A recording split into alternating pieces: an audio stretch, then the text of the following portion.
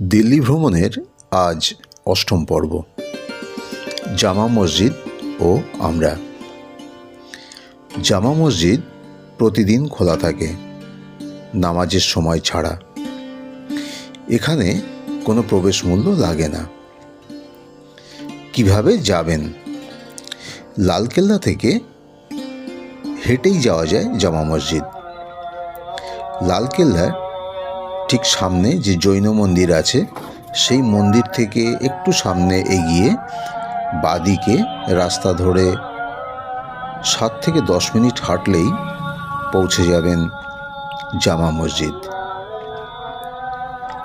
দিল্লির দ্রষ্টব্য স্থানগুলির অন্যতম এই জামা মসজিদ।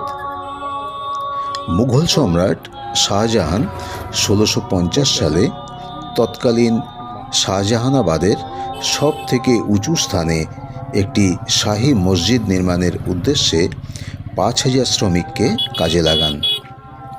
10 লক্ষ টাকা ব্যয়ে 6 বছরের অক্লান্ত পরিশ্রমে গড়ে ওঠে মসজিদ-ই জাহান-নুমা বা জামা মসজিদ। এখানে জুম্মার নামাজ পড়া হয়, তাই এর অপর নাম জামা মসজিদ। 1656 সালের 23শে জুলাই শাহজাহানের আমন্ত্রণে উজবেকিস্তানের বুখারা থেকে আগত আব্দুল শাহ বুখারি এর উদ্বোধন করেন। তিনি প্রথম শাহী ইমাম নিযুক্ত হন। এরপর থেকে একমাত্র তার বংশধরেরাই ইমাম নিযুক্ত হন, তাই এর ইমামদের নামের সঙ্গে বুখারি যুক্ত হয়। জামা মসজিদ শাহজাহানের তৈরি শেষ স্থাপত্য। জামা মসজিদের দৈর্ঘ্য 130 ফুট, প্রস্থ 89 ফুট। এটির 3টি গম্বুজ ও 2টি মিনার আছে। মিনার দুটির উচ্চতা 135 ফুট। এই মিনারের উপরে ওঠা যায় এবং উপর থেকে পুরো দিল্লি শহরকে দেখা যায়। জামা মসজিদে প্রবেশের সুবিশাল 3টে লাল বেলে পাথরের তৈরি প্রবেশদ্বার আছে। এর পূর্বদ্বারটি 3 তলা বিশিষ্ট। এটি ছিল সম্রাট ও তার সঙ্গীদের জন্য নির্দিষ্ট শাহী রাজকীয় প্রবেশদ্বার। অন্য 2টি প্রবেশদ্বার ছিল সাধারণের জন্য।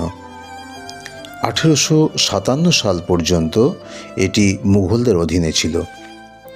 ইংরেজরা এটি দখল করে সেনা ব্যারাক হিসেবে ব্যবহার শুরু করে ও নামাজ পড়া বন্ধ করে দেয়।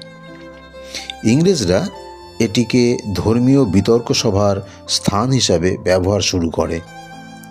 এজন্য তারা এর রক্ষণাবেক্ষণেও মন দেয়। পরে মুসলিম অসন্তোষ সামাল দেওয়ার জন্য পুনরায় নামাজ পড়ার অনুমতি দেয়।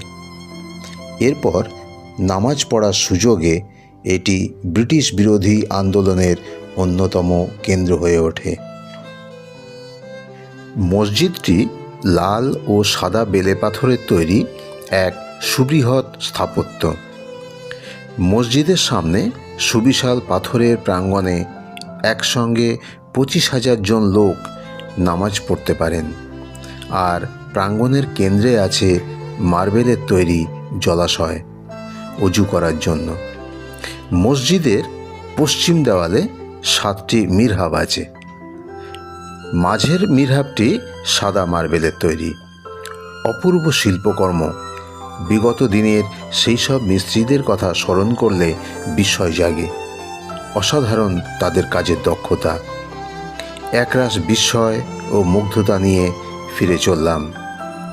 অনুরোধ রইল, একবার হলেও দেখে আসুন দিল্লির জামা মসজিদ। আজ এ পর্যন্ত। আবার দেখা হবে পরবর্তী পর্বে। লাইক, কমেন্ট, শেয়ার করুন। ভালো লাগলে চ্যানেলটিকে সাবস্ক্রাইব করুন। ধন্যবাদ।